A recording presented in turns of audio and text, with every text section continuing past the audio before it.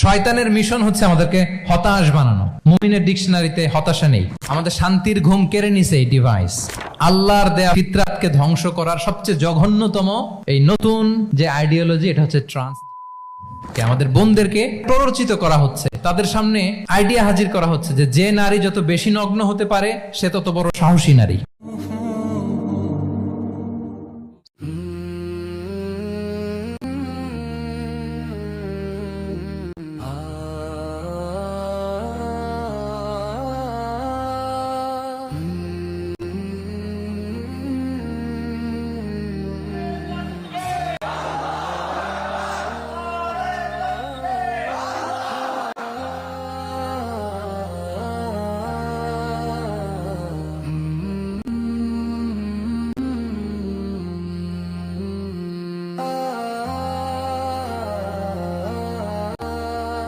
আসসালামু আলাইকুম ওয়া রাহমাতুল্লাহি ওয়া বারাকাতুহু।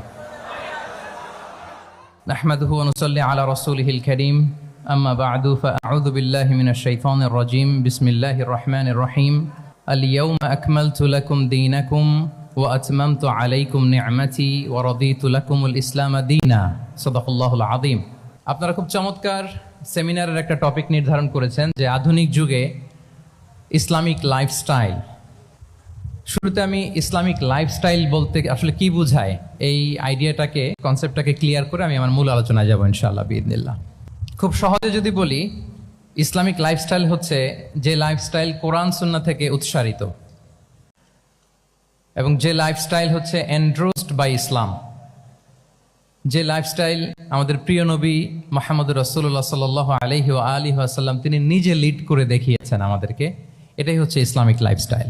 আই রিপিট, যে লাইফস্টাইল কোরআন সুন্নাহ থেকে উৎসারিত, যেই লাইফস্টাইলকে ইসলাম এন্ডোর্সড করে এবং যে লাইফস্টাইল আল্লাহ রাসূল সাল্লাল্লাহু আলাইহি ওয়া আলিহি ওয়াসাল্লাম আমাদেরকে তিনি লিড করে দেখিয়েছেন। এটা একটা কমপ্লিট প্যাকেজ, একটা হোলিস্টিক প্রজেক্ট।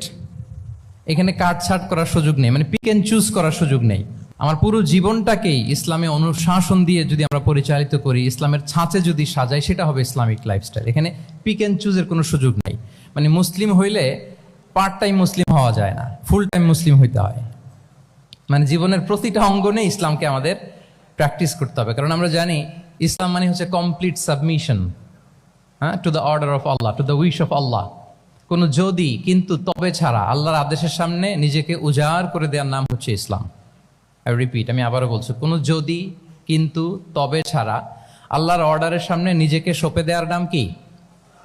ইসলাম। সবাই বলুন তো, আল্লাহর আদেশের সামনে কোনো যদি কিন্তু তবে ছাড়া নিজেকে সাবমিট করা, এই সাবমিসিভ অ্যাটিটিউডের নাম কি? সবাই বলুন তো। তাহলে আপনি পিক এন্ড চুজ করতে পারবেন না যে এটা আমার ভাল লাগে, এটা আমার সাথে যায়, সো আমি এটা নিলাম, এটা আমার সাথে যায় না, সো এটা থেকে আমি দূরে থাকলাম। তাইলে এটা ইসলামিক লাইফস্টাইল হলো না। এই কনসেপ্টটা কি ক্লিয়ার সবার কাছে? এটা একটা total package, it's a total project, it's a holistic programme. আপনি আপনার সুবিধা মতো এখানে কাটছাট করতে পারবেন না, নিলে পুরোটাই নিতে হবে। তো আমরা অনেকে আবার কাটছাট করি নিজের মন মতো। তাদেরকে উদ্দেশ্য করে আল্লাহ তাআলা বলছেন, আফাতুমিনুনা বিবা'দিল কিতাবি ওয়া তাকফুরুনা বিবা'দ। তোমরা কি আল্লাহর কিতাবের কিছু অংশ মানো আর কিছু অংশ তোমরা অস্বীকার করো? এটা তোমাদের পলিসি। জেনে রেখো, ওয়ার্নিং দিচ্ছেন যে তোমাদের পলিসি যদি এইটা হয়, তাহলে এই দুনিয়াতে আছে তোমাদের জন্য লাঞ্ছনা, আর আখিরাতে তোমাদেরকে শাস্তির মুখোমুখি হতে হবে। তাহলে কাটছাট করার সুযোগ নেই। আমরা যেটা করি, নামাজ, রোজা, হজ, যাকাতের মতো এই যে আনুষ্ঠানিক ইবাদতগুলো, এগুলোতে আমরা ইসলামকে খুব মানি, ইসলামের অনুশাসন মানি।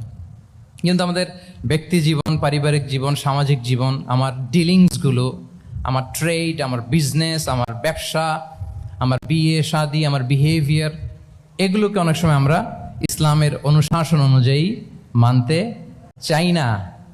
এগুলোর ক্ষেত্রে আমরা অনেক সময় ইসলামের অনুগামী হই না। এইখানে একটা ঝামেলা রয়ে গেছে আমাদের। কিন্তু মূল কথা হচ্ছে, আপনি ইসলামকে মানলে দ্য টোটাল প্যাকেজ আপনাকে মানতে হবে। এখানে কাটছাট করার কোনো সুযোগ আছে বলেন তো? আওয়াজ করে বলেন, কোন কাটছাটের সুযোগ কি আছে? না, কারণ কমপ্লিট প্যাকেজ, কমপ্লিট প্যাকেজ। জীবনের প্রতিটি অঙ্গনকে ইসলামের অনুশাসন দিয়ে সাজানো, বা জীবনের প্রতিটি অঙ্গনে ইসলামকে অনুশীলন করার নামই হচ্ছে ইসলামিক লাইফস্টাইল। মূলত ইসলামই একটা lifestyle. Islam is not merely a set of beliefs and rituals, rather it's a lifestyle. ইসলাম নিজেই একটা lifestyle that emphasizes justice, spirituality, integrity and modesty. আপনি যদি নিতে চান আপনাকে পুরোটাই নিতে হবে, তাহলে কাটছাট করার সুযোগ নেই। এটা হচ্ছে প্রথম first and foremost reminder tonight যে ইসলাম একটা টোটাল প্যাকেজ, একটা কমপ্লিট প্রোগ্রাম, একটা হোলিস্টিক প্রোগ্রাম। এখানে পিক এন্ড চুজ করতে পারবো না আমরা।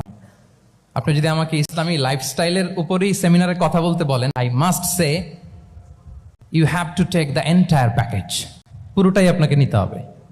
এই আইডিয়াটা ক্লিয়ার হয়েছে আমাদের সবার কাছে? সবার কাছে ক্লিয়ার তো? তাহলে পিক এন্ড চুজ করবো নাকি? শুনি নাই সবার কাছ থেকে। পিক এন্ড চুজ করা যাবে?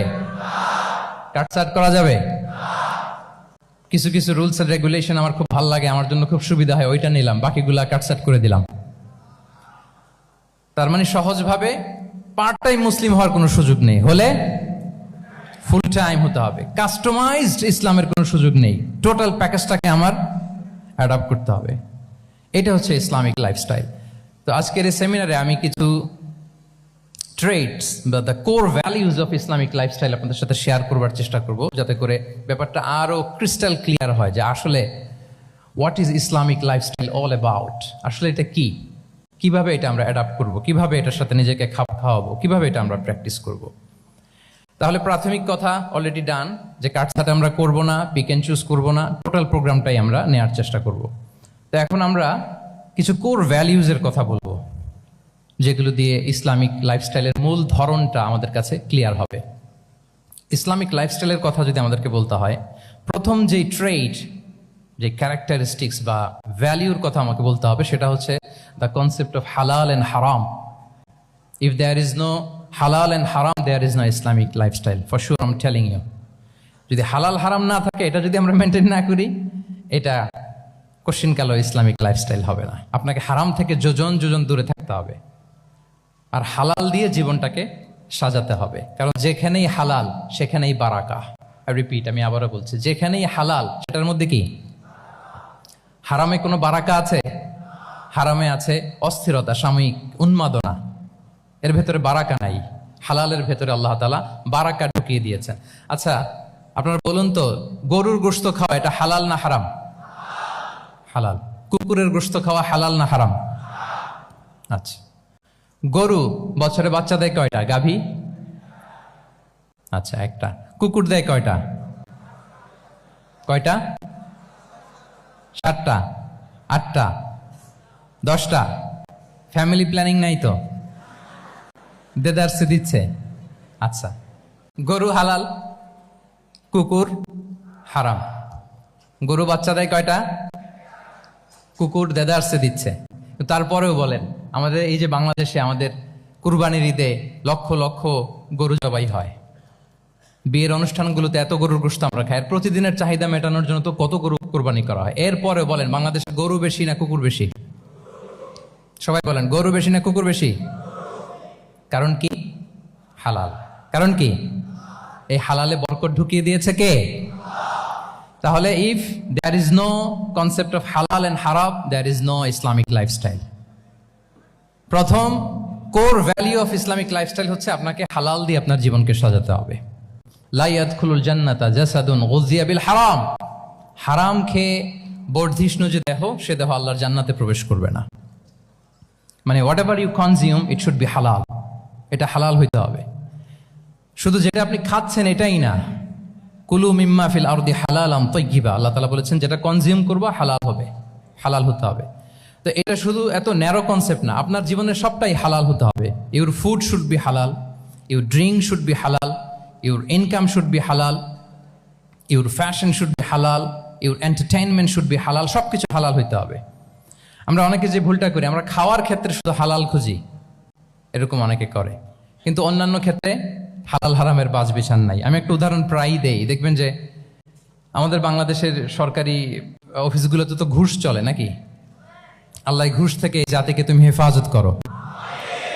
আচ্ছা, দেখবেন যে আমাদের বিভিন্ন সরকারি অফিসগুলোর মুসলিম কর্মকর্তারা, তারা ওয়াইন খায় না। আমি দেখেছি থাইল্যান্ডে গিয়েছে, চায়না গিয়েছে অফিসের কাজে, ওখানে হালাল রেস্টুরেন্টগুলো খুঁজে, কারণ মুসলিম, তার হালাল খাইতে হবে। তো সে ওয়াইন খায় না, পর্ক খায় না, কারণ ইসলামে এটা হারাম। আবার অনেক হিন্দু কর্মচারী, সে আবার গরুর গোশত খায় না, কারণ তার ধর্মে ওইটা হারাম। কিন্তু এই মুসলিম কর্মচারী, হিন্দু কর্মচারী দুইজনের নির্বিশেষে মাশাআল্লাহ ঘুষ খায়। এরকম হয় না? দেখেন, মুসলিম ওয়াইন খায় না, পর্ক খায় না, তার ধর্মে হারাম। আমার হিন্দু ভাই গরুর গোশত খায় না, এটা তার ধর্মে হারাম। কিন্তু ঘুষ আবার দুই ধর্মে হালাল নাকি? হ্যাঁ, হালাল। তার মানে ওই যে pick and choose, you got the point, right? Pick and choose করেছে যে আমার ধর্মের এই নিয়ম আমি মানবো, কারণ এটা আমার জন্য খুব ফ্লেক্সিবল, এটা খুব ভালো লাগে। কিন্তু যেটা কঠিন হয়ে যাচ্ছে, যেটা তার বিরুদ্ধে দাঁড়াচ্ছে, ওইটা সে মানে না। তাহলে পিক এন্ড চুজ করার কোনো সুযোগ, আমরা আমাদের গোটা জীবনকে হালাল দিয়ে সাজাইতে হবে। তাহলে your lifestyle will be Islamic lifestyle. এই কথাটা কি বুঝতে পেরেছেন?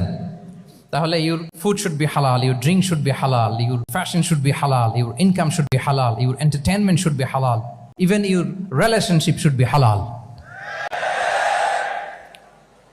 ব্যাপার কি? এটার এত আওয়াজ বেড়ে গেল।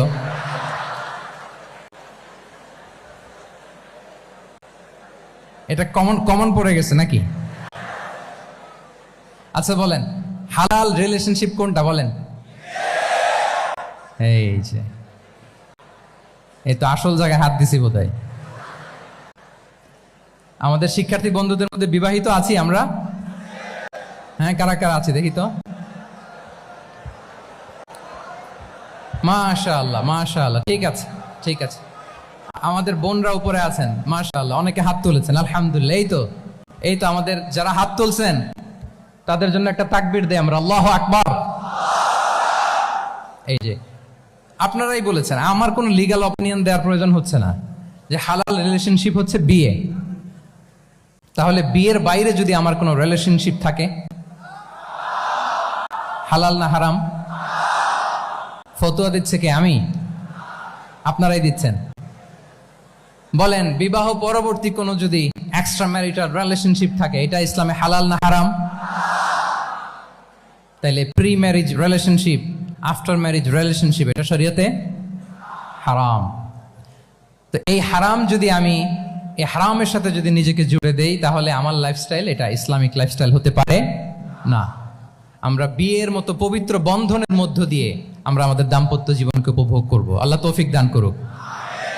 এই যে অনেকে হাত তুলে ফেলছে, মাশাআল্লাহ, তার মানে সেকেন্ড ইয়ারে আছে, ফার্স্ট ইয়ারে আছে, থার্ড ইয়ারে আছে, আলহামদুলিল্লাহ, হালাল রিলেশনশিপে তারা গিয়েছে, মাশাআল্লাহ।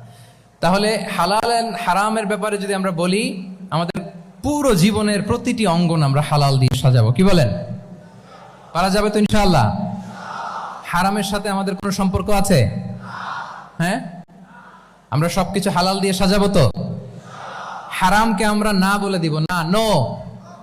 আজকের এই জহির রায়হান মিলনায়তনের এই হলরুম থেকে হারামকে আমরা লাল কার্ড দেখাই দিলাম। কি বলেন? হারামকে আমরা নো বলবো, আওয়াজ করে বলুন নো। ওকে, নো টু হারাম। তাহলে the concept of halal and হারাম আশা করি আমাদের কাছে ক্লিয়ার।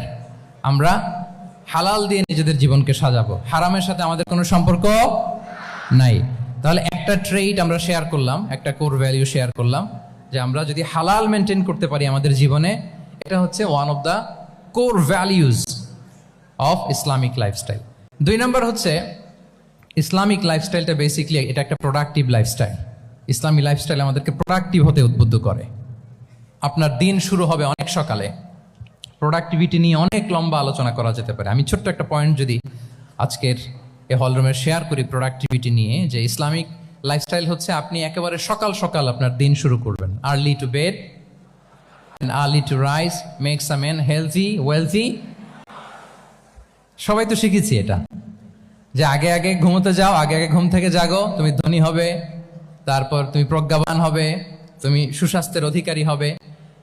এটা হচ্ছে ইসলামিক লাইফস্টাইলের একটা কোর ভ্যালিউ। সকাল সকাল দিন শুরু করা, মানে সানরাইজের আগে আমার সকাল শুরু হবে। কাজী নজরুলের যে কবিতা, সূর্যি মামা জাগার আগে উঠবো আমি জেগে, পড়েছি আমরা সবাই, কিন্তু হয়তো মানা হয় না। তো এই যে সকাল সকাল ঘুম থেকে ওঠা, এটা যদি আপনার মধ্যে না থাকে, এটা ইসলামিক লাইফস্টাইল হতে পারে না। You must be a morning person. সকাল সকাল উঠতে হবে। আপনার সময় এমনভাবে মেনটেন করবেন আপনি যে সকাল সকাল ফজরের পর থেকে আপনি অ্যাক্টিভ। তার মানে you have to wake up early, you have to sleep early. একজন মর্নিং পারসন যদি না হন, এটা ইসলামিক লাইফস্টাইল হবে না।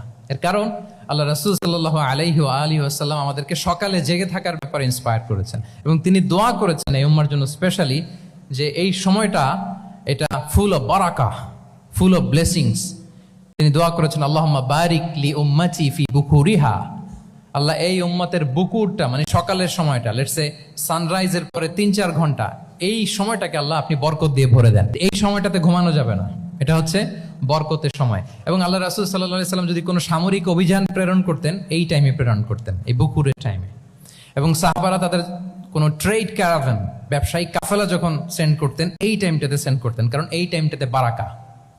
এখন নিজের সাথে মিলিয়ে নেন যে এই টাইমটাতে আমরা কি করি। আমি জানি না আপনাদের কি অভ্যাস। আমি এসে তো শুনলাম যে জাহাঙ্গীরনগর বিশ্ববিদ্যালয়ে নাকি যতজন শিক্ষার্থী ততজনের জন্য এখানে আবাসনের ব্যবস্থা আছে। বাংলাদেশের কোনো ইউনিভার্সিটিতে নাকি এটা নাই। আলহামদুলিল্লাহ, অসাধারণ প্রিভিলেজ, এখানে অনেক সুন্দর সুযোগ। তো এখন বলেন আপনাদের সকালের রুটিন কি, বলেন। ঘুমিয়ে থাকেন না জেগে থাকেন? হ্যাঁ, আচ্ছা, ফজরের পরে আমরা ঘুমাই কারা কারা দেখি? সর্বনাশ। আচ্ছা ঠিক আছে, হাত নামান। আচ্ছা, ফজরের পরে আমরা একটু এক্সারসাইজ করি, পড়াশোনা করতে বসি কারা কারা? মাশাআল্লাহ, আছে কিছু, ঠিক আছে, হাত নামান। এবার 2বারের 1বারও যারা হাত তোলেননি তারা হাত তোলেন। আপনারা কি করেন? এইটা এটা হ্যাঁ, ডিভাইস। তো সম্মানিত সুধী মণ্ডলী, আল্লাহুম্মা বারিক লি উম্মতি ফি বুকুরিহা। আপনারা আমাকে এনেছেন ইসলামিক লাইফস্টাইল নিয়ে বলতে, তো আমাকে বলতেই হবে ফজরের পরে ঘুমানো চলবে। প্রথমে আমরা হারামকে না বলে দিলাম, এবার আমরা না করে দিব কোনটাকে? হ্যাঁ, ফজরের পরে আজকে থেকে কোনো ঘুম চলবে। আমি এখানে জবরদস্তি করব না, শুধু আপনাদের সামনে আমি প্রেজেন্ট করছি। যদি সেমিনারের যে টপিক নিয়ে আপনারা শুনতে এসেছেন, এটা যদি আপনি অ্যাডাপ্ট করতে চান, অনুশীলন করতে চান, হ্যাঁ, ফজরের পরে আজকে থেকে কোনো ঘুম চলবে। এই সময়টাতে অনেক বারাকা আছে। তো কি করতে হবে? এটার জন্য আগে আগে ঘুমোতে হবে। কি বলেন? অনেকে ফজরের এই বরকতময় সময়টা তারা ঘুমাতে ঘুমাতে মিস করে। এর কারণ দেরিতে ঘুমোতে যাওয়া। আগে আগে ঘুমানোর অভ্যাস করতে হবে। কিন্তু আগে তো ঘুম আসে না, তাই না? এই যে ডিভাইস আমাদেরকে ঘুমাতে দেয় না, আমাদের শান্তির ঘুম কেড়ে নিছে এই ডিভাইস। এই ডিভাইস অ্যাডিকশন, স্ক্রিন আসক্তি, এই স্ক্রিন আসক্তি আমাদের শান্তির ঘুমকে কি করেছে? কেড়ে নিয়েছে। আল্লাহ তাআলা রাতকে বানিয়েছেন ঘুমের জন্য। ওয়াজআলনাল লাইলা লিবাসা। লিবাস মানে আবরণ। আমি রাতকে বানিয়েছি পোশাকের মতো আবরণ করে, যে আবরণ রাত্রিবেলা নিঝুম নিঝুম নিস্তব্ধ অন্ধকার দিয়ে ছেয়ে দেয়। ফলে মেলাটিন নামে একটা হরমোন নিঃসরিত হয়, আমাদের ঘুম ঘুম ভাব আসে। ঘুমের জন্য আল্লাহ তৈরি করেছেন রাতকে। এরপরে আল্লাহ তাআলা বললেন ওয়াজআলনান নাহারা মাআশা, আর দিনকে বানিয়েছি আমি প্রাণ চঞ্চল করে। দিনে আমরা কাজ করব। তাহলে রাতে আগে আগে ঘুম, আর দিনের বেলা আল্লাহ তাআলা আমাদেরকে কাজ করার জন্য সৃষ্টি করেছেন। কিন্তু এই সাইকেলটাকে আমরা ঘুরাই ফেলছি। রাতে যত দেরি করে আপনি ঘুমাবেন, সকালে ঠিক তত দেরি করে আমাকে উঠতে হয়, ঠিক কিনা বলেন? তাহলে ফজরের পর বকুর পিরিয়ড অফ টাইমটাকে কাজে লাগাতে হলে রাতে আমাদেরকে আগে ঘুমাতে যেতে হবে। রাতে কি করতে হবে? আগে ঘুমোতে যেতে হবে। তাহলে 1 নম্বরে কি বললাম? কনসেপ্ট অফ হালাল এন্ড হারাম। 2 নম্বরে বললাম প্রোডাক্টিভিটি। ইসলামিক লাইফস্টাইল হচ্ছে একটা প্রোডাক্টিভ লাইফস্টাইল। এটা মেনটেন করতে হলে প্রোডাক্টিভিটির অনেক কথা। একটা কথা হচ্ছে সকাল সকাল আপনার দিন শুরু করুন। কি পারা যাবে তো ইনশাআল্লাহ? সবাই একসাথে বলি ইনশাআল্লাহ। এই যে আমাদের দেরি করে রাতে ঘুম আসে, স্ক্রিন আসক্তি, এই ডিভাইস আমাদের আরামের ঘুম কেড়ে নিছে কেন জানেন? এর কারণ হচ্ছে আল্লাহর দেয়া যে ফিতরাত, এই ফিতরাতকে আমরা উল্টে দিয়েছি। ফিতরাত শব্দটার সাথে আপনাদের পরিচয় আছে? হ্যাঁ, the innate characteristics of a human being. একটা মানুষের যে ক্যারেক্টারিস্টিক্স, যে ইননেট স্বভাব দিয়ে আল্লাহ তাআলা তৈরি করেছেন, নেচার, এটাকে আরবিতে বলে ফিতরাত। এই ফিতরাতের বিরুদ্ধে কিছু করা যাবে না। ইসলামিক লাইফস্টাইল হচ্ছে ফিতরা বেসড লাইফস্টাইল। ফিতরাতাল্লাহিল্লাতী ফাতারান নাসা আলাইহা লা তাবদীলা লিখালকিল্লাহ। আল্লাহর প্রকৃতির অনুসরণ করো, যে প্রকৃতি দিয়ে তিনি মানুষকে সৃষ্টি করেছেন। আর আল্লাহর সৃষ্টি কাঠামোর মধ্যে কোনো পরিবর্তন, কোনো পরিবর্তন, কোনো বিকৃতি নেই। সুবহানাল্লাহি বিহামদি। তা আমরা এই ফিতরাতকে চেঞ্জ করে দেওয়ার কারণে এই ঝামেলা। আমরা সবাই এই ফিতরাতের উপর জন্মেছি। কুল্লু মাউলুদিন ইউলাদু আলাল ফিতরা ফাআবাওয়াহু ইউহাউবিদানি আও ইউনাসসিরানি আও ইউমাজ্জিসানি। প্রতিটি নিউ বর্ন বেবি তারা ফিতরাতের উপর জন্মায়, মানে নবজাতক সন্তান ইসলামের উপর জন্মায়। কিন্তু বাবা মা তাকে হয় ইহুদি বানায়, নাসারা বানায়, বা অগ্নি উপাসক বানায়। তাহলে এই যে ফিতরাত, আল্লাহর দেয়া ফিতরাতকে যখন আমরা চেঞ্জ করেছি, আমাদের জীবন থেকে বারাকা উঠে গিয়েছে। ফিতরাতকে যদি আরো সহজ করে আমি আপনাদেরকে বুঝাই, তাহলে ফিতরাত হচ্ছে যা কিছু স্বাভাবিক, যা কিছু কল্যাণকর, যা কিছু ভালো, তাই ফিতরাত। আই রিপিট, সুপ্রিয় শিক্ষার্থী বন্ধুরা, ফিতরাত হচ্ছে যা কিছু স্বাভাবিক, যা কিছু ভালো, যা কিছু কল্যাণকর, তাই কি? তাই ফিতরাত। এই যে এখন আরবি কোন মাস চলছে বলেন তো? রজব। এই রজব মাসের ২৬ তারিখ দিবাগত রাত্রে আল্লাহ রাসূল সাল্লাল্লাহু আলাইহি ওয়াসাল্লাম ঊর্ধ্ব জগতের একটা ভিজিটে গিয়েছিলেন। আমরা জানি না সবাই? হ্যাঁ, ইসরা মেরাজের কথা আমরা জানি। সো এই মেরাজ রজনীতে আল্লাহ রাসূল সাল্লাল্লাহু আলাইহি ওয়া আলিহি ওয়াসাল্লাম ফিতরাত, মানে what is the essence of ফিতরা, এটা বোঝানোর জন্য হাদিসটা আমি শেয়ার করছি। মেরাজে যখন গেলেন, জিবরিল আলাইহিস সালাম ওনাকে 2টা পেয়ালা দিলেন।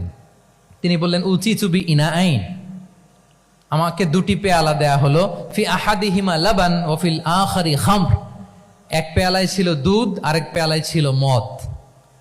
ফা আখাযতুল লাবান ওয়া শারিবতু, যখন 2টা অপশন দেয়া হলো, 2টা পেয়ালা, আমি দুধের পেয়ালাটা নিলাম এবং সেটা পান করলাম।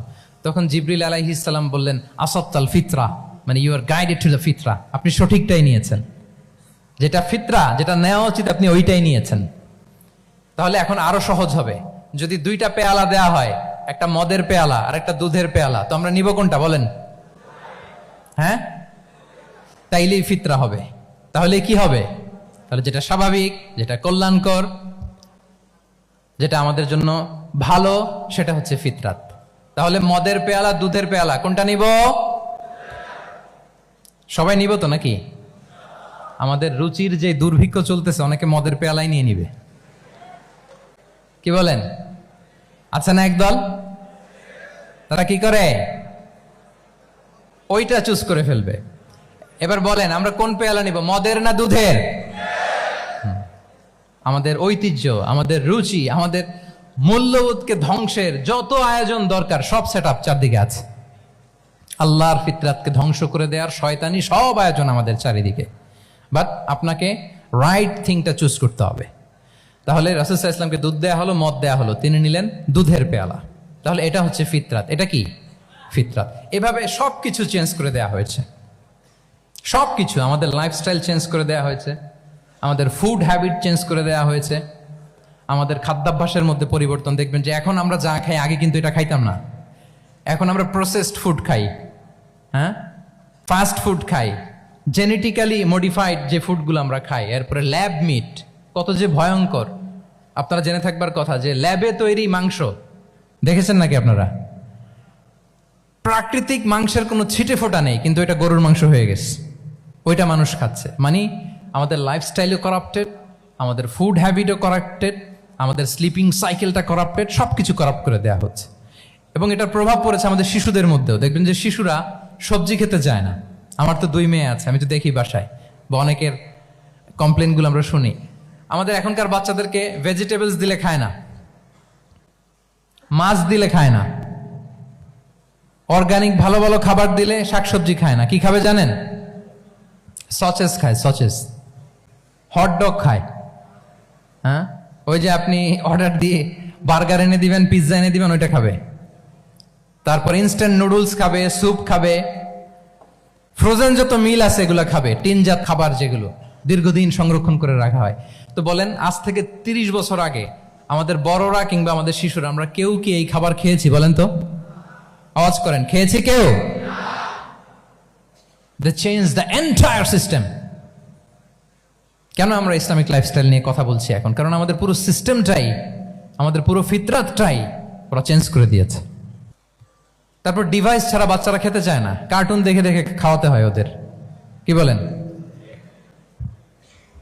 আচ্ছা বলেন তো, আজ থেকে 30 বছর পেছনে ব্যাক টু দ্য হিস্ট্রিতে যদি আমরা যাই, 70-এর দশকে, 80-র দশকে বাংলাদেশের কোনো একটা গ্রামের কথা, একটা পল্লীর কথা আপনি একটু চিন্তা করেন তো।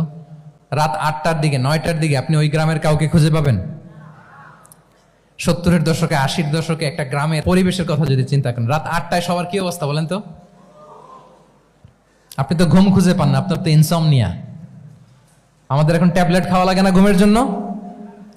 আমাদের তো ইনসমনিয়া হয়ে গেছে এখন। কিন্তু আজ থেকে বেশি দূরে না, 30 বছর আগের একটা গ্রামীণ পরিবেশের রাত 8টার পরিবেশ হচ্ছে সবাই ঘুম। আমরা তারও 2 বা 3 ঘন্টা পরে ডিনার করব, কিন্তু ওনাদের মাগরিবের আগে বা পরে ডিনার করে ফেলছে। এশার নামাজ পড়েই কি 1-2 জন না, পুরো গ্রাম জামাতে ঘুম। পুরো গ্রাম জামাতের সাথে ঘুম। তো যে লোকটা 8টার দিকে ঘুমালো, উঠবে কখন বলেন? রাত 3টার পর ওর ঘুম আসবে? আর হ্যাঁ, ঘুমেরও তো একটা লজ্জা শরমের ব্যাপার আছে। আর কত থাকবে এখানে? কি বলেন? আপনি তো ঘুমাতে যান রাত 2টায়। আর আজ থেকে 30 বছর আগে আমার বাংলাদেশের একটা গ্রামীণ পরিবেশে রাত 8টার দিকে সবাই ঘুম। আমরা এখন যেই টাইমটাতে ঘুমোতে যাই, ওই সময় ওনাদের অর্ধেক ঘুম শেষ। ফজরের নামাজ পড়ে আমাদের বাপ চাচারা কি করতো? হ্যাঁ, একটু ব্যাক টু দ্য হিস্ট্রিতে তাকান না। ফজরের নামাজ পড়ে এক বল পান্তা ভাত খাইতো। আমরা তো এখন এতটুক খাইলে আমাদের এটা বার্ন করার জন্য দৌড়াইতে হয় 5 কিলো, জিমনেশিয়ামে যাইতে হয়, কত আয়োজন, কত ওয়ার্কআউট করা লাগে। এক বল কাঁচামরিচ দিয়ে, পোড়ামরিচ দিয়ে ভাত খেয়ে চলে যাইতো ফসল খেতে। দুপুরে আবার এক বল, খাইতে বসলেই এক বল। আমরা সারা মাসে খেতে পারি না এক বল। আচ্ছা, কি খেত? খাওয়ার আইটেমটা দেখেন তো। কোনো ফরমালিন আছে? কথা বলেন। কোনো মেডিসিন ছিল না, একেবারে ফ্রেশ, হ্যাঁ, পিওর অর্গানিক। নিজেদের মাঠ থেকে আনা যে ধান, ঢেকি ছাটার ধান দিয়ে ভাত খেত। বাড়ির পুকুরের মাছ, কোনো ফরমালিন নাই। নিজের চাষ করা সবজি খেত, গোয়ালের দুধ খেত। আমরা অনেকে মনে করি যে আমাদের এই যে সায়েন্স এন্ড টেকনোলজিক্যাল অ্যাডভান্সমেন্টের যুগে আমরা বোধহয় খুব সুখে আছি। আমাদের দাদা পরদাদারা বোধহয় এত সুখ করে যায় নাই। ওনারা যে সুখ করে গেছে তা আমরা চোখেও দেখি নাই। আমার দাদা পরদাদারা যে সুখে লাইফ লিড করেছে তার অর্ধেকও আমরা করতে পারি না। তারাই আসলে শান্তির, সুখের, আনন্দের সময়টা তারা কাটিয়েছে। তাহলে সম্মানিত সুধী মণ্ডলী, পুরো আমি আপনাদেরকে বোঝানোর চেষ্টা করছি যে ইসলামিক লাইফস্টাইল নিয়ে why we should talk about Islamic lifestyle. কারণ পুরো সিস্টেমটাকে তারা করাপ্ট করেছে। ওদের ফুড হ্যাবিট, ওদের লাইফস্টাইল, ওদের স্লিপিং স্টাইল সব চেঞ্জ করেছে। তো এই জন্য আল্লাহর দেয়া ফিতরাতকে যেন আমরা প্রিজার্ভ করি, আমরা সচেতন হই। এখনই যদি সচেতন না হই, ডিজাস্টার আমাদের জন্য অপেক্ষা করছে। Just wait and see. তাহলে ইসলামিক লাইফস্টাইল হচ্ছে একটা ফিতরা বেসড লাইফস্টাইল। এই ফিতরাকে আমাদেরকে প্রিজার্ভ করতে হবে। তাহলে 3টা পয়েন্ট বলে ফেলছি অলরেডি, যদি আপনাদের মনে থাকে। প্রথমে কি বলেছিলাম? হালাল, হালাল দিয়ে জীবন সাজাবো। 2 নম্বরে প্রোডাক্টিভিটির জন্য কি করব? রাতে দেরি করে ঘুমাবো। তাহলে আগে আগে ঘুমাবো, ফলে আগে আগে ঘুম থেকে জেগে কাজ শুরু করব। 3 নম্বরে ফিতরা, মানে আল্লাহর দেয়া প্রাকৃতিক যে নিয়ম, মানে আলোর সাথে সাথে আমার জীবন শুরু, আলো নাই আমিও ঘুমায় পড়বো। কি বলেন? আপনি উন্নত দেশে তো তাই হয়। জাপানে আমি কয়েকবার গিয়েছি, আগে আগে ঘুমায় পড়ে। ইভেন আমেরিকাতে আমি কয়েকবার গিয়েছি, অনেক অনেক শহরে 8টার পরে সুপার শপ বন্ধ, 8টার পরে ঘুম এরা। আমরা হাঁটছি কোন দিকে? আমরা একটু নিজেদেরকে প্রশ্ন করি। তাহলে 3 নাম্বার হচ্ছে ফিতরা বেসড যে লাইফস্টাইল, এটার দিকে আমাদেরকে ফিরে আসতে হবে। 4 নাম্বার হচ্ছে মডেস্টি, শালীনতা। One of the core values of Islamic lifestyle. এই শালীনতা আমরা হারাতে বসেছি। মডেস্টি বললে অনেকে শুধু কাপড় চোপড় নিয়ে চিন্তা করে যে ছোট কাপড়, বড় কাপড়। Modesty is not about only clothing, but also your behaviour, your dealing, your overall character. শুধু আপনি মডেস্টি, শালীনতা বললে কাপড় চোপড় নিয়ে চিন্তা করবেন না। এটা আপনার মডেস্টি ইন ইউর স্পিচ, আপনার কথার মধ্যেও শব্দ চয়নে মডেস্টি থাকতে হবে, আপনার বিহেভিয়ারে মডেস্টি থাকতে হবে, আপনার ডিলিংসে মডেস্টি থাকতে হবে। এই শালীনতা আমরা হারাচ্ছি। তার বিপরীতে আমাদের সমাজে অশ্লীলতার প্রসার হচ্ছে, লাজুকতা হারিয়ে যাচ্ছে। লাজুকতা, লজ্জা শরম থাকা, এটা যে কত বড় নেয়ামা, যেই জাতি একবার এটা হারিয়ে ফেলে আর কোনো কিছু দিয়ে জোড়াতালি দিয়ে এটা তারা রিভাইভ করতে পারে না। এই যে ওয়েস্ট তো এখন যা যা আমাদেরকে শিখাইছে, যেটাকে আমরা স্ট্যান্ডার্ড মনে করি, আবার তারা ফিরতেছে। এই যে ডিভাইসের কথা বলছি না, আপনি অস্ট্রেলিয়ার খোঁজ খবর নেন, যারা খোঁজ নিয়েছেন তারা জানেন আন্ডার 16 কোনো বাচ্চা সোশ্যাল মিডিয়া ইউজ করতে পারে না অস্ট্রেলিয়াতে। 1 মাস অ্যাপ্লাই করে, কান্ট্রি ওয়াইড অ্যাপ্লাই করে দেখায় ফেলছে। Facebook, including Facebook, WhatsApp, Twitter, TikTok, 10টা অ্যাপস যেগুলো বাচ্চাদের মধ্যে এডিকশন নিয়ে আসে, এগুলো সব বন্ধ। জানেন এই নিউজটা? জানেন? মানে ফিরতেছে, উল্টা ফিরতেছে। এই যে শালীনতার কথা আমরা বলি, এটা হারাচ্ছে। রাসূল সাল্লাল্লাহু আলাইহি ওয়াসাল্লাম বলেন, যার শালীনতা নাই, ইযা লাম তাস্তাহি ফাসনা মা শি'তা, যখন তোমার লজ্জা শরম থাকবে না, যা মনে চায় তাই করো। শিশু মোহাম্মদ চলে গেল সেই বনু সাদে, ছোট্ট মোহাম্মদ কাঁদে না কখনো, ক্ষুধা লাগলেও কাঁদে না, ব্যথা পেলেও কাঁদে না। কিন্তু ছোট্ট মোহাম্মদের প্রাইভেটসের জায়গা থেকে কাপড়টা যখন সরে যেত, শিশু মোহাম্মদ কেঁদে দিত। সুবহানাল্লাহ, শালীনতা। ইযা লাম তাস্তাহি ফাসনা মা শি'তা। রাসূল সাল্লাল্লাহু আলাইহি ওয়াসাল্লাম বলেছেন, যদি তোমার লজ্জা শরম না থাকে, লজ্জা শরমের মাথা যদি তুমি খাও, তুমি সব করতে পারবা, তোমাকে দিয়ে সব সম্ভব। তাহলে এই শালীনতা, এটা অনেক বড় নেয়ামা। সম্মানিত বন্ধুরা, আজকে দিনকে দিন আমাদের সমাজ থেকে শালীনতা হারিয়ে যাচ্ছে, লাজুকতা হারিয়ে যাচ্ছে। নারী পুরুষ উভয় দিক থেকে, বিশেষ করে আমাদের বোনদেরকে টার্গেট করা হয়েছে। নারীদেরকে, আমাদের বোনদেরকে, তাদেরকে প্ররোচিত করা হচ্ছে, তাদের সামনে আইডিয়া হাজির করা হচ্ছে যে নারী যত বেশি নগ্ন হতে পারে সে তত বড় সাহসী নারী। বলেন, আমাদের সমাজে পত্রপত্রিকা আপনারা দেখেন না এটা? যে নারী নিজেকে যত এক্সপোজ করবে সে তত বড় কি সাহসী নারী, এই তকমা তাকে দেয়া হচ্ছে। এটা টোটাল কমপ্লিট শয়তানের একটা মিশন। শয়তানের প্রথম মিশন হচ্ছে বনি আদমকে বিবস্ত্র করা। কি করা? আল্লাহ তাআলা আদম আলাইহিস সালাম, হাওয়া আলাইহিস সালামকে বলেছিলেন যে নিষিদ্ধ গাছ যেও না, খেও না। শয়তানের প্ররোচনায় খেয়ে ফেলেছিলেন, সাথে সাথে জান্নাতের পোশাক খুলে পড়েছে। তার মানে শয়তানের প্রথম মিশন হচ্ছে মানুষকে কি করা? নগ্ন করা। মানুষকে কি করা? নগ্ন করা। তাহলে আমাদের বোনদেরকে এমন ভাবে তাদের সামনে উপস্থাপন করা হচ্ছে, প্ররোচিত করা হচ্ছে এবং বলা হচ্ছে নগ্নতার পথে যে বেশি হাঁটে সে নাকি তত সাহসী নারী। নাউযুবিল্লাহি মিন যালিক। তাহলে এই যে মানব জাতিকে বস্ত্রহীন করা, এটা শয়তানের একটা মিশন। তার বিপরীতে ইসলাম নারীকে সম্মান দিয়েছে, সম্মান করেছে। যে ঘরে প্রথমে কন্যা জন্মায়, খায়রুকুম মান বুখিরা বিল উনসা, সে ঘরটাকে আল্লাহ তাআলা বরকতময় করে দেয়। 2 সন্তান তো 2 জান্নাতের দরজা ওপেন। 2 কন্যা সন্তান, 3 কন্যা সন্তান তো 3টা জান্নাতের দরজা ওপেন। সুবহানাল্লাহ। স্ত্রী হয়ে যখন ঘরে যাবে, যে ব্যক্তি তার স্ত্রীর কাছে সেরা, পরিবারের কাছে সেরা, সে সবার কাছে সেরা, সে আল্লাহর কাছে সেরা। সুবহানাল্লাহ। এবং কোন মা যদি সন্তান জন্ম দিতে যে মারা যায়, কিয়ামতের দিন আল্লাহ তাআলা ওই মাকে শহীদদের কাতারে দাঁড় করাবেন। আর যদি সেফলি সন্তান ভূমিষ্ঠ হয়, আল্লাহ বলে মায়ের পায়ের নিচে ওই সন্তানের বেহেশত। সুবহানাল্লাহ। কিভাবে নারীর স্টেটাস, মর্যাদাকে ইসলাম বাড়িয়েছে। এবং এই যে ইসলাম যে নারীকে যে ভিআইপি হিসেবে কনসিডার করে, হ্যাঁ, ইসলামের দেয়া নারীর ড্রেস কোড নিয়ে আমাদের অনেকের কত কথা, কত ক্রিটিক। এটা কেন করে? কারণ Islam consider women as a queen. Islam তো নারীকে রানী হিসেবে কনসিডার করে। কি হিসেবে বলেন? আচ্ছা বলেন, যে কুইন হবে, যে রানী হবে, তার একটা স্পেশাল ড্রেস কোড থাকবে না? তার একটা স্পেশাল প্রোটোকল থাকবে না?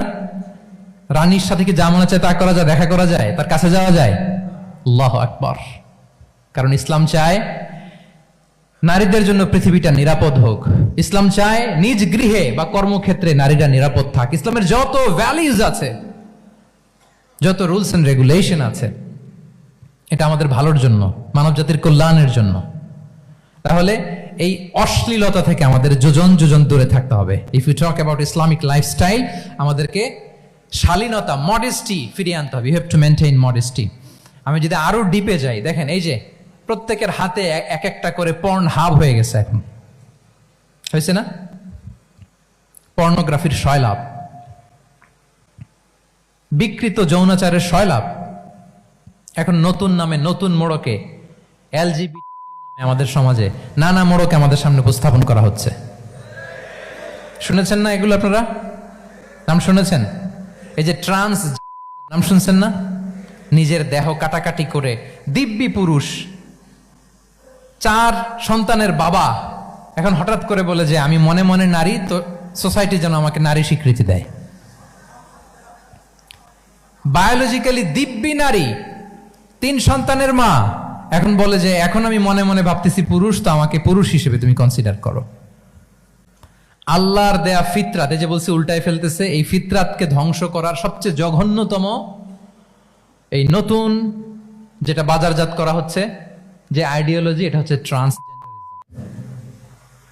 অধিকারের মোড়কে, তাও আসতেছে কিভাবে, কিসের মোড়কে বলেন তো? রাইটস এর কথা বলে, যেটা একটা রাইটস। এজন্য সম্মানিত সুধীমণ্ডলী, শালীনতার কোনো বিকল্প নেই। If you want to take care of yourself, if you want to take care of your family, your society, you have to maintain modesty. কোনো বিকল্প নেই, সাবধান হইতে হবে আমাদেরকে। তাহলে 4 নম্বরে কি? শালীনতা, মডেস্টি। শালীনতা হচ্ছে ইসলামিক লাইফস্টাইলের ভূষণ। এখন পরিকল্পিতভাবে এই শালীনতার কবর রচনা করা হচ্ছে আমাদের সমাজে। আপনারা কি রাগ করতেছেন? কথা ক্লিয়ারলি বুঝতে পারতেছেন? আমি যদি রয়ে সয়ে কথা বলি তো বুঝতে পারবেন আপনারা? ক্লিয়ারলি মেসেজগুলো আমি আপনাদের সামনে পৌঁছে দিচ্ছি। তাহলে কয়টা গেল? 4টা। হালাল, প্রোডাক্টিভিটি, প্রিজার্ভিং ফিতরা, এন্ড ফাইনালি মডেস্টি। 4টা কাভার। 5 নম্বরে হচ্ছে ইসলামিক লাইফস্টাইল যদি আমরা মেনটেন করি, we must have to B optimistic, hopeful, আশাবাদী হইতে হবে। মুমিনের ডিকশনারিতে হতাশা নেই, আমরা হতাশ হই না, আমরা নিরাশ হই না, আমরা ভরসা রাখি এক মহান সত্তার উপর। আওয়াজ করে বলুন, তিনি কে? শয়তানের মিশন হচ্ছে আমাদেরকে হতাশ বানানো। আমি স্টেজে ওঠার আগে সম্মানিত স্যার বলতেছিলেন যে আপনি একটু আশাবাদী করবেন আমাদের নারী শিক্ষার্থীদের ব্যাপারে, আমাদের ছেলে শিক্ষার্থীদের ব্যাপারে। কয়েকটা ইস্যু স্যার বললেন যে কিছু ফ্রাস্ট্রেশন তাদের মধ্যে কাজ করে। আজকে আপনাদের ডিকশনারি থেকে ফ্রাস্ট্রেশনকে একেবারে অমিট করে দিয়ে যাব। বলেন, বিশ্বাসীদের ডিকশনারিতে হতাশা বলে কোনো শব্দ আছে? ফ্রাস্ট্রেশন আছে? কারণ শয়তানের মিশন হচ্ছে আমাদেরকে হতাশ বানানো।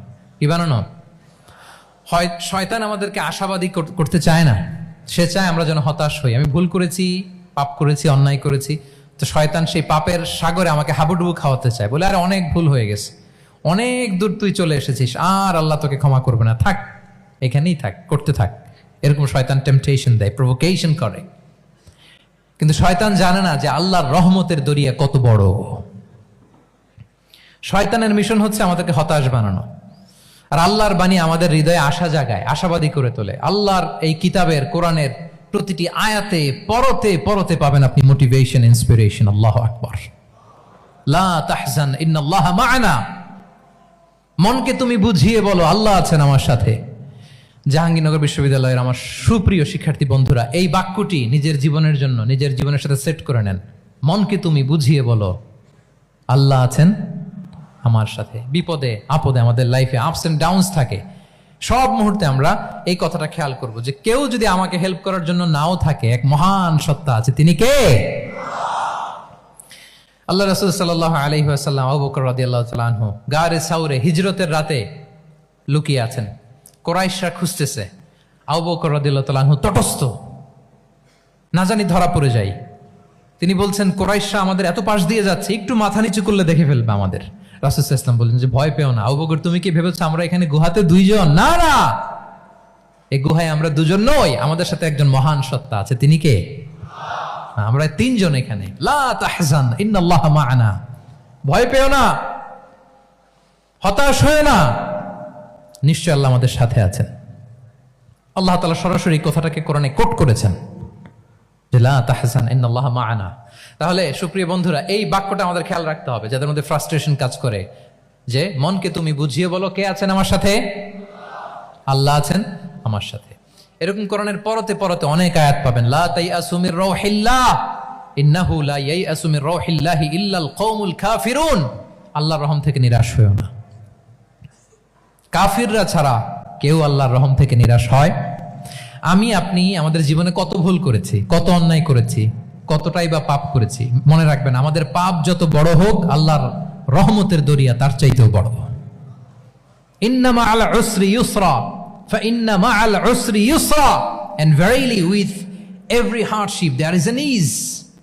প্রত্যেক কষ্টের পরেই থাকে স্বস্তি।